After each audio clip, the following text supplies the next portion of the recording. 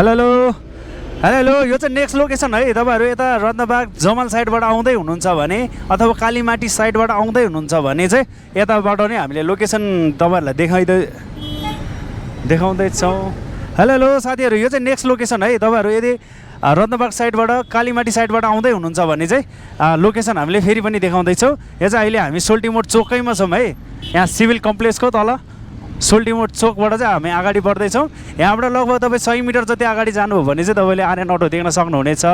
Location मजाले देखाउँदैछौँ, ढुक्क भएर कन्फ्युज नभइकन तपाईँले हेर्न सक्नुहुनेछ। लोकेसन यही हो।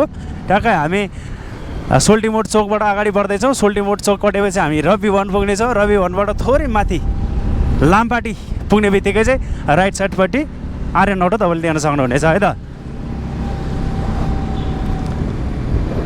ल तपाईँ यसरी आउँदै गर्दाखेरि लेफ्ट साइडपट्टि सिजी डिजिटल भनेर देख्न सक्नुहुनेछ।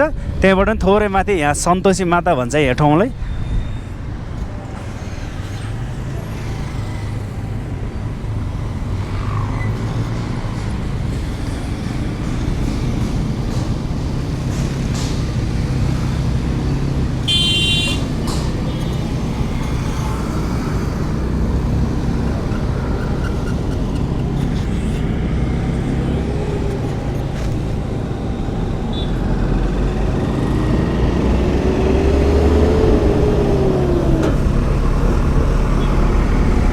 तपाईँ आउँदै गर्दै तपाईँले चाहिँ यतापट्टि चाहिँ हिरो सोरुम देख्न सक्नुहुनेछ। बजाज सोरुम कटेपछि हिरो सोरुम अनि कियाको पनि तपाईँले सोरुम देख्न सक्नुहुनेछ।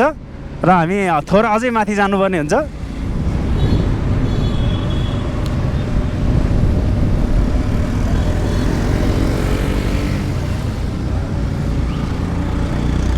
ल हामी आउँदै गर्दाखेरि सुजुकी सोरुम पनि देख्न सकिन्छ।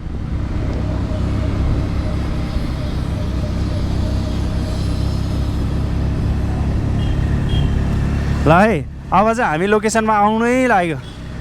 राइट साइडपट्टि ठ्याक्कै भाटिका ब्याङ्कुटको अपोजिटपट्टि तपाईँले देख्न सक्नुहुनेछ। ठ्याक्क आर्यन अटो यहीँ देख्न सक्नुहुन्छ, भाटिका मेगा ब्याङ्कुटको अपोजिट। ल है त, लोकेसन एकदम राम्रोसँग देखाइदिन्छु तपाईँहरूलाई। आउनु होला आर्यन अटो।